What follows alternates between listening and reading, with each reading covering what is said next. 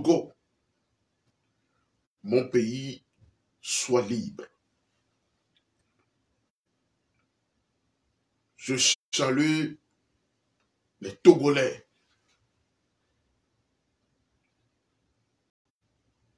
de la diaspora. Je salue les militaires démocrates dans notre pays.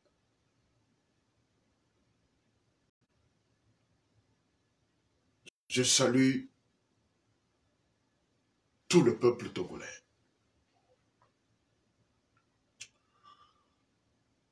Aujourd'hui, j'ai porté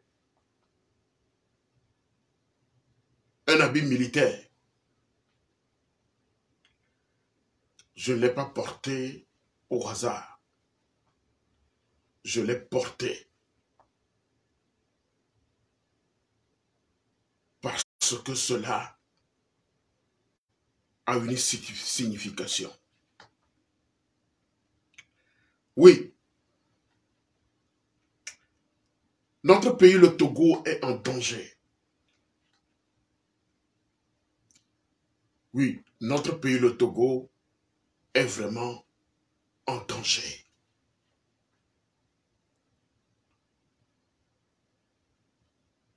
Parce qu'il y a une partie de notre armée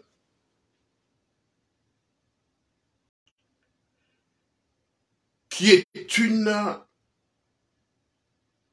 entité de criminels.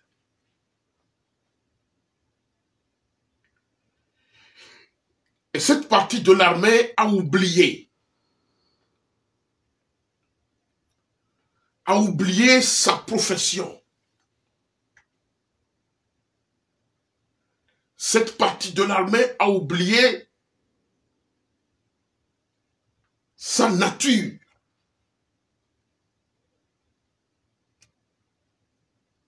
En tant qu'armée.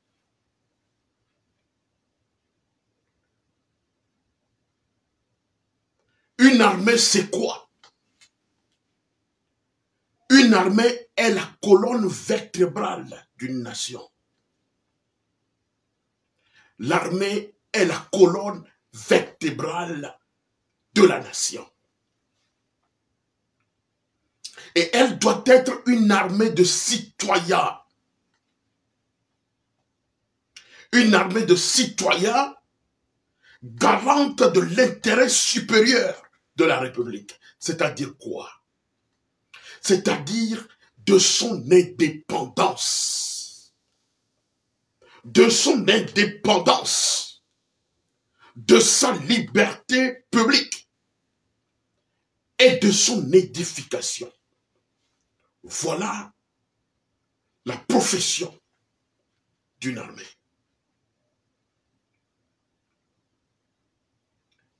Elle est la couronne vertébrale de la nation. L'armée doit être une armée de citoyens, garante de l'intérêt supérieur de la République. C'est-à-dire son indépendance, sa liberté publique et de son édification. Voilà une armée professionnelle dont on parle. Une armée professionnelle. Mais je peux vous dire qu'au Togo, il y a une partie de notre armée qui n'est pas une armée professionnelle, qu'on qualifie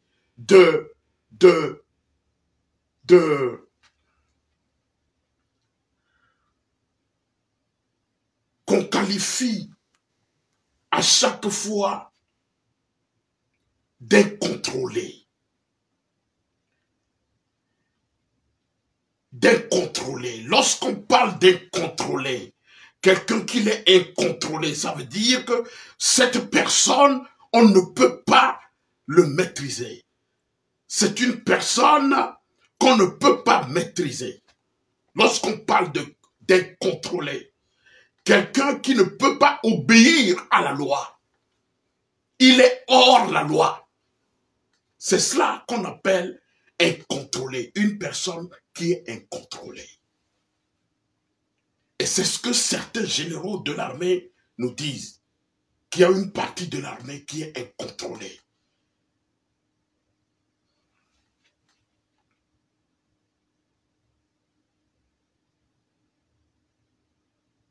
Nous assistons au Togo à une propension à la dérive autoritaire.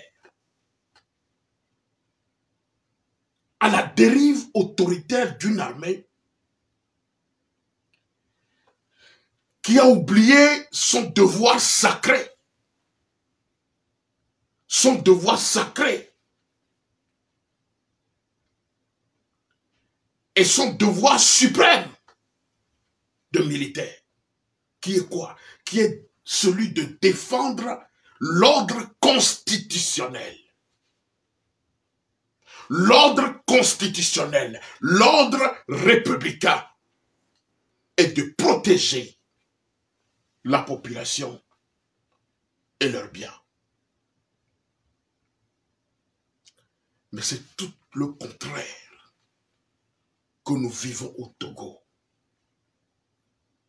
Nous avons une armée, une partie de l'armée qui est devenue une armée sous ordre, qui commet des crimes crapuleux, qui commet des crimes de sang dans ce pays, sans que personne ne dise quoi que ce soit. Je venais d'écouter avec tristesse, avec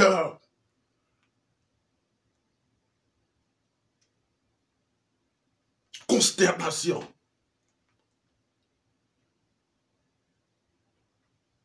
j'étais sidéré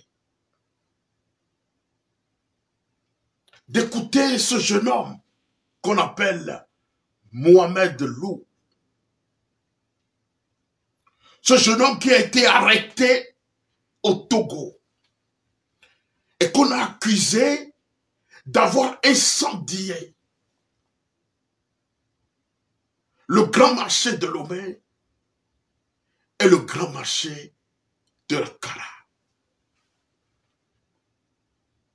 Ce jeune homme a été arrêté, accusé, à tort et à raison, emprisonné,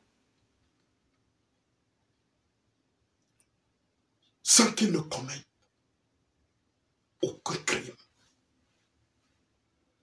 Aujourd'hui, ce jeune homme fait des témoignages accablants contre ce régime criminel du Togo. Ce monsieur, aujourd'hui, fait des révélations qui met une partie de notre armée togolaise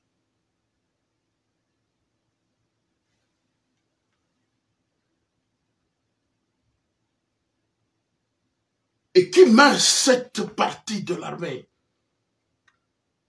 togolaise en tant que responsable de certains crimes dans ce pays. Ce monsieur doit certains généraux les accusant de manipulation et de crime.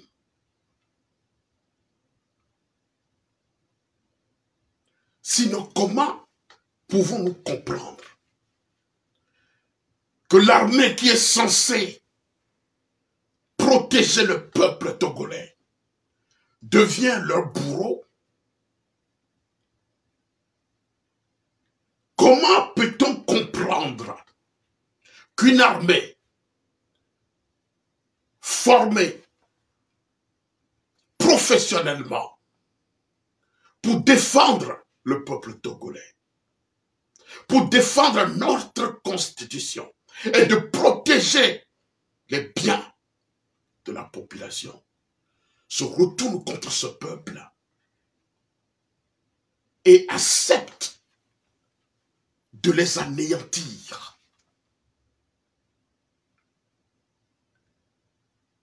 Comment peut-on comprendre que des généraux formés professionnellement puissent devenir aujourd'hui des criminels, des voyous, des brigands, des tueurs?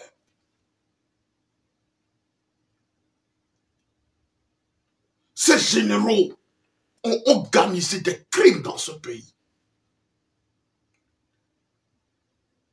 Et c'est eux qui ont brûlé ce marché de Lomé et de Kara. En détruisant la vie de nos mamans qui ont leurs marchandises dans ces marchés-là. Et ces mamans ont perdu leurs marchandises. Comme quoi, c'est eux qui financent l'opposition togolaise. Et il faut en découdre avec eux. Comment comprendre qu'un régime assoiffé de pouvoir puisse utiliser des méthodes criminelles juste pour garder le pouvoir et anéantir tout un peuple? Aujourd'hui, ce monsieur fait un témoignage accablant contre des généraux de l'armée togolaise, contre même le chef suprême de l'armée. Comment comprendre qu'on puisse vivre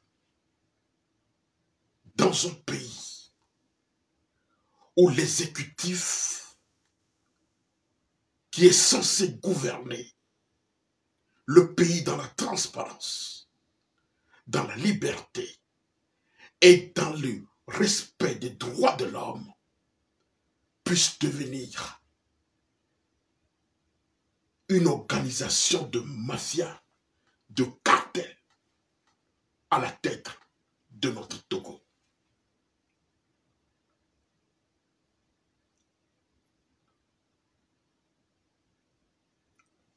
Nous vivons dans un pays où la loi du plus fort est devenue la meilleure. Où la loi de la jungle est exercée avec une idéologie de faire taire ceux qui veulent parler, de faire taire l'opposition togolaise, où on utilise de grands moyens pour intimider le peuple, intimider le politique, où on utilise des méthodes sataniques pour pourchasser ceux-là qui veulent dénoncer ce régime. Les journalistes sont chassés en plein jour. La chasse à l'homme est devenue une méthode de gouvernance dans notre pays.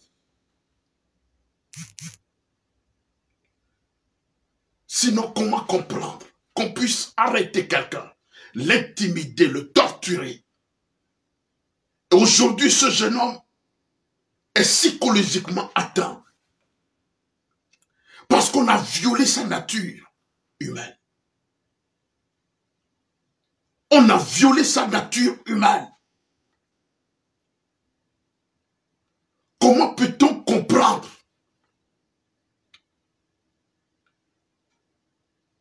ce genre de bavure dans notre pays? Comment peut-on protéger ces criminels de l'armée? Comment peut-on laisser ces criminels en liberté et circuler si nous savons que c'est eux qui commettent des crimes dans notre pays, des crimes de sang et de la violation flagrante des droits de l'homme dans ce pays? Une bande de gangsterisme d'État qui opère à la tête du Togo et qui confisque l'appareil de l'État, qui confisque l'appareil judiciaire, qui confisque tout appareil institutionnel dans notre pays et régner maître et Dieu contre le peuple. Peuple togolais, nous assistons à un vrai dérapage notoire et criminel.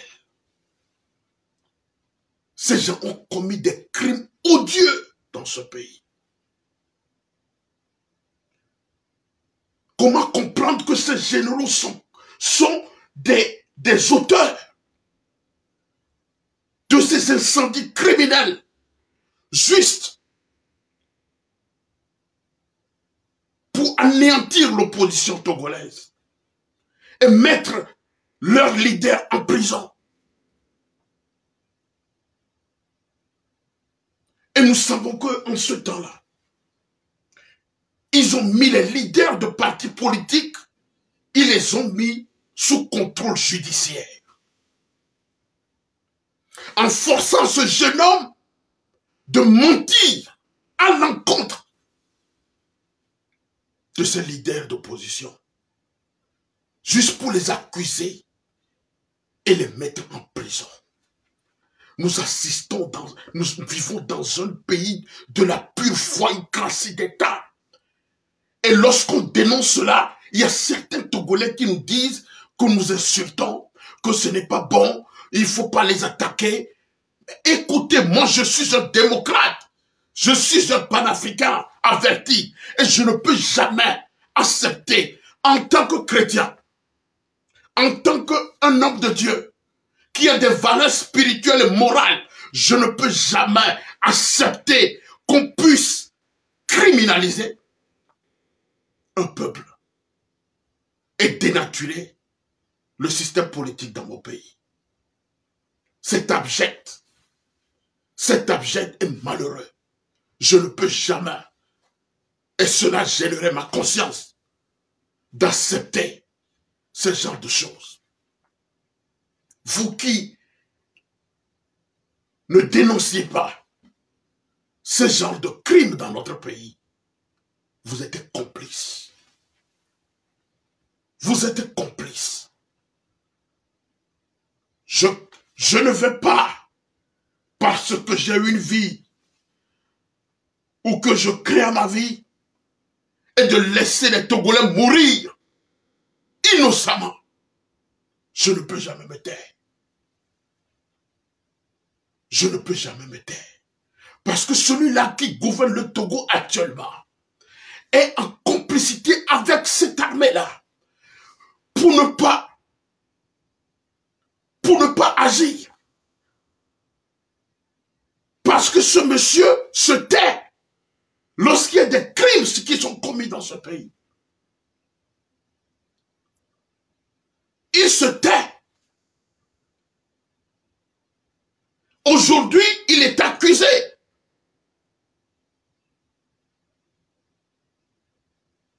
Par ce jeune homme d'être au courant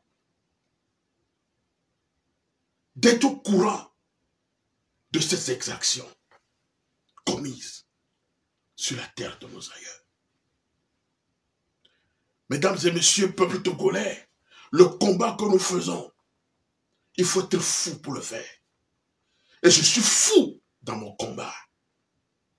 Je suis fou dans mon combat libérateur. Et je sais que notre pays, le Togo, sera délivré un jour. Ce pays sera délivré des mains des oiseleurs. Oui, ce pays sera délivré des mains des oiseleurs. Le filet sera rompu. Et la paix et la liberté viendra dans ce pays. Tôt ou tard.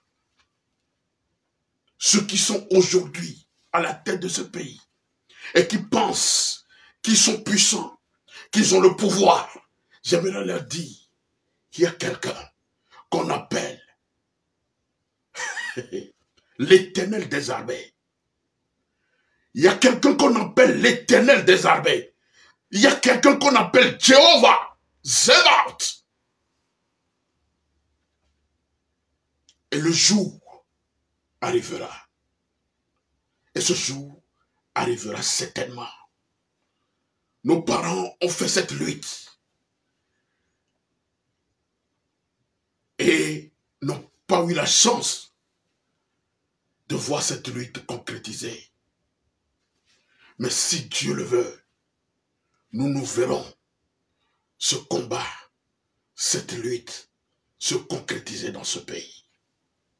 J'ai pleuré ce matin en entendant ce jeune homme torturé, juste pour dire, pour mentir, dans le compte des vaillants peuples, des vaillants citoyens qui défendent que la liberté et le droit des citoyens dans ce pays. Comment peut-on accepter des choses comme ça? Comment peut-on applaudir ce genre de bavure, ce genre de déchéance morale dans ce pays? Oui, ce jour arrive, et ce jour arrivera certainement, où vous boirez de votre propre sang et mangerez de vos propres chairs, comme l'a dit la Bible. Je sais que mon Dieu que j'adore ne dort et ne sommeille non plus. Oui, le Dieu que nous adorons, le Dieu qui combattra aux côtés du peuple togolais, ne dort et ne sommeille non plus. Nous avons assisté à des dérives dans ce pays. Je citerai entre autres le massacre du feu au jardin, où les militaires ont tiré à bout portant sur un peuple, sur une population sans armes, et ont fait couler le sang des Togolais à Fléau Jardin. Et nous savons tous, celui qui est complice de cet acte, il s'agit de Pachan Yasimbe et de ces milices militaires qui ont orchestré ce massacre. Des militaires, des généraux sont impliqués dans cette affaire, mais aujourd'hui circulent sans qu'on ne leur fasse absolument rien. Nous nous rappelons également l'attentat de Soudo. Je me rappelle, le jour-là, mon père rentrait de la Cara, où il faisait partie de la commission chargée de faire le bilan du RPT, Rassemblement du peuple togolais. Cette commission a été mise sur pied par le Haut Conseil de la République. Et au retour, quand mon père est arrivé à la maison, il nous a dit qu'en chemin, ils ont vu des troupes de bérets rouges en route. Or, nous ne savons pas que cette nuit-là, en regardant la télévision togolaise, on apprendra que le cortège de Jécris Olympio a été attaqué par des bérets rouges Et nous savons celui qui a orchestré et commandité cette attaque. Il s'agit d'Ernest Gnassingbé, le fils du président de la République, Eyadema. C'est lui qui a commandité cette attaque en voulant éliminer physiquement le leader de l'UFC. Un de son fils également a commis le crime du Frojada. Voilà. Voilà cela qui nous gouverne. C'est dans ce même pays que le 5 février 2005,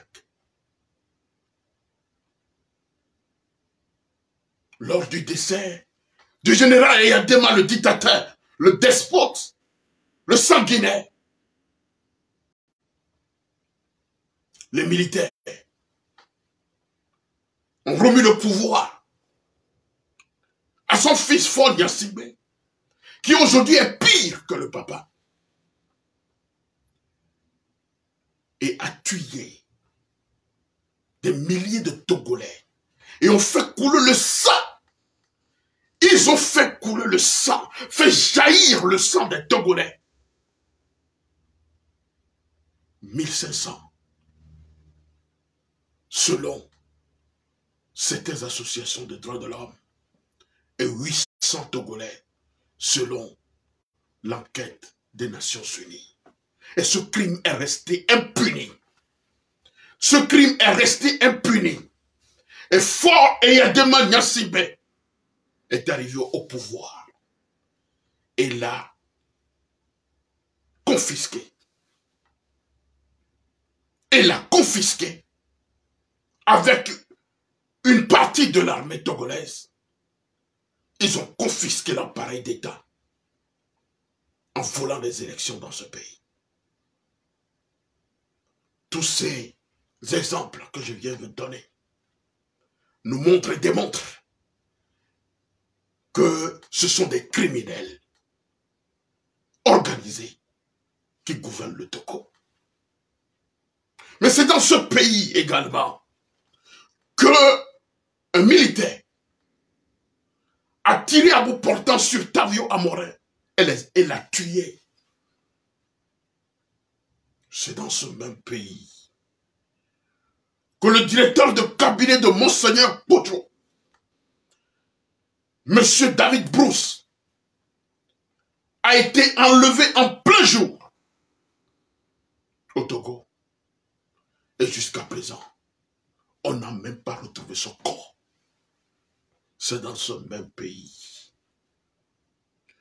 que les militaires ont attaqué la primature de Joseph Kokou Kofigo.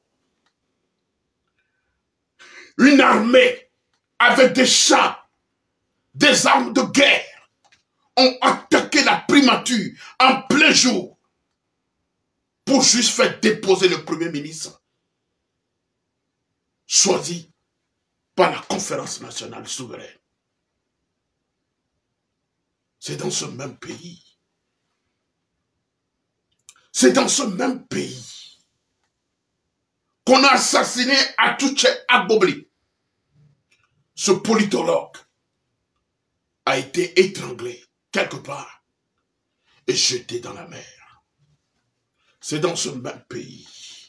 Et tous ces exemples que je viens de donner, ce ne sont pas des gens, des étrangers qui arrivent dans notre pays pour commettre ces actions, mais ce sont des militaires. Et Amnesty International et les organisations des droits de l'homme ont continuellement dénoncé ces actes criminels. Voilà des exemples qui aujourd'hui démontrent avec preuve que toutes ces actions commises sur la terre de nos aïeux sont orchestrées par une armée dont on a baptisé une partie de l'armée incontrôlée des forces armées. Ce n'est pas moi qui le dis, c'est eux-mêmes qui l'ont affirmé, qu'il y a une partie de l'armée qui est incontrôlée. Ce sont des animaux qui n'ont pas un sentiment humain, qui n'ont plus de lucidité. Ce sont des gens qui sont incontrôlés, des drogués, qui sont là juste pour supporter la famille Nyansingbe et les maintenir à la tête du Togo. Mais c'est ça la vérité. Qu'on ne nous raconte pas du n'importe quoi. Ceux-là qui nous doivent et qui disent « Oh, vous n'allez plus rentrer au Togo, je m'en fous. » Vous me comprenez? Je suis un démocrate averti, un panafricain averti. Et je continue toujours par dire ce qui n'est pas bien dans ce pays. Je le dénoncerai, ce régime, jusqu'à ma mort. La politique, ça ne s'apprend pas. C'est inné. La justice, je sais ce qu'on appelle la justice. Je sais ce qu'on appelle la valeur. Ce qu'on appelle la valeur de la justice. Nous avons au Togo une justice qui n'est pas juste, qui ne dit pas le droit, qui est manipulée par un régime despote sanguinaire. Lorsqu'on qualifie ce régime de sanguinaire, les gens ne comprennent pas. Tous ces exemples que je viens de donner, c'est quoi? C'est le sang des Togolais. C'est le sang des Togolais qu'on fait couler. Et ceux-là qui font couler le sang, on peut les qualifier de quoi? De sanguinaires, de diables, de démons. Sinon, comment comprendre qu'on puisse manipuler quelqu'un juste pour mentir dans le compte des gens, pour les faire emprisonner? Comment peut-on comprendre cela? Comment peut-on comprendre cela? Les Togolais aujourd'hui qui accusent à tort et à raison certains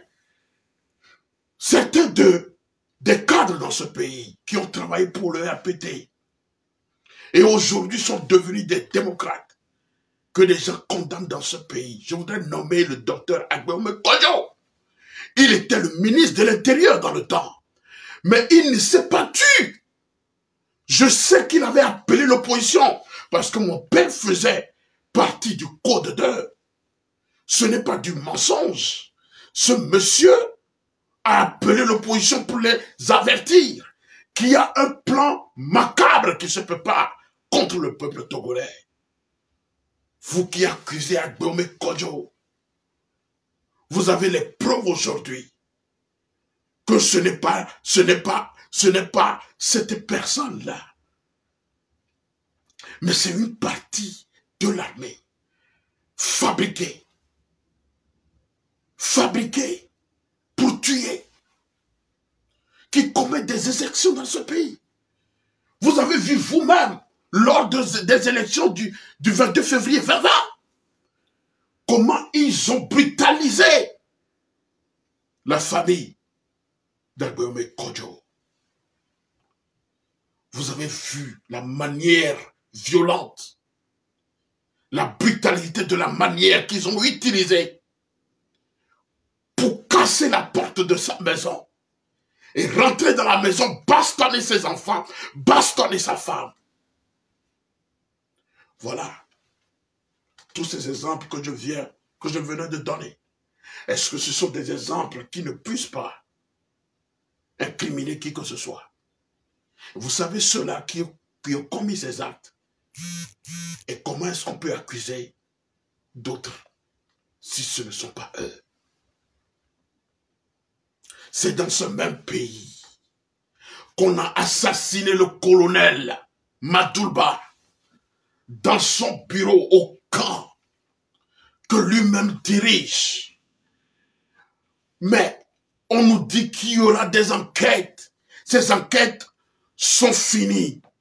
Nous attendons le rapport. Le rapport ne sort jamais. Vous pensez que qui est-ce qui a commis ces actes-là?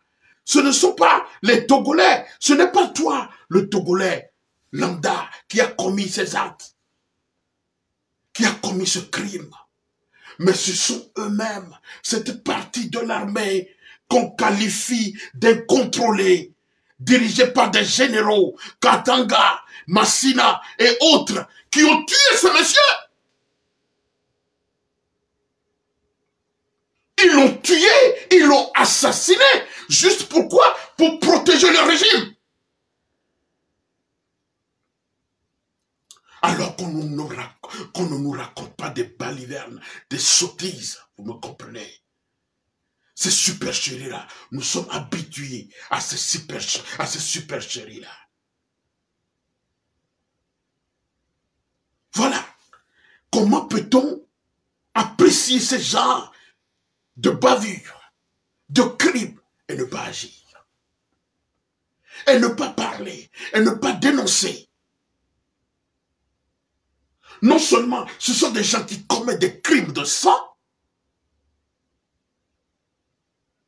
des gens qui tuent sans vergogne, mais qui commettent aussi des crimes financiers dans ce pays, qui sont là pour détourner l'argent du contribuable togolais, l'argent du pays, et mettre à plat l'économie togolaise, et mettre le pays en dette. Le pays est endetté d'une manière, on ne peut pas. Mais ce pays regorge de biens. Il y a des biens dans ce pays.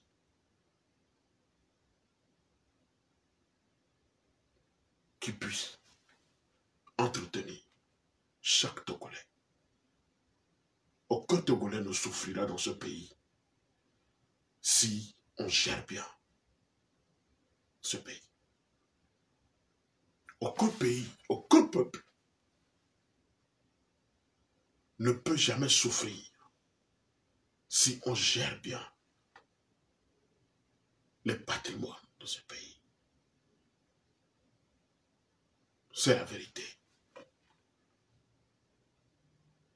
Ceux qui n'ont pas écouté ce témoignage de Mohamed Lou, allez sur YouTube et allez écouter ce témoignage. C'est vraiment affreux. C'est vraiment ignoble. C'est vraiment odieux. Ce que l'armée, une partie de l'armée togolaise fait dans ce pays.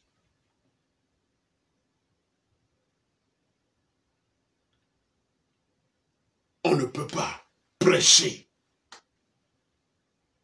le droit. On ne peut pas prêcher la justice.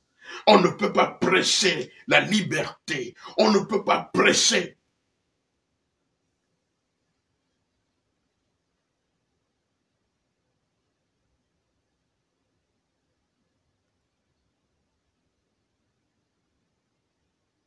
la liberté du citoyen. Et continuer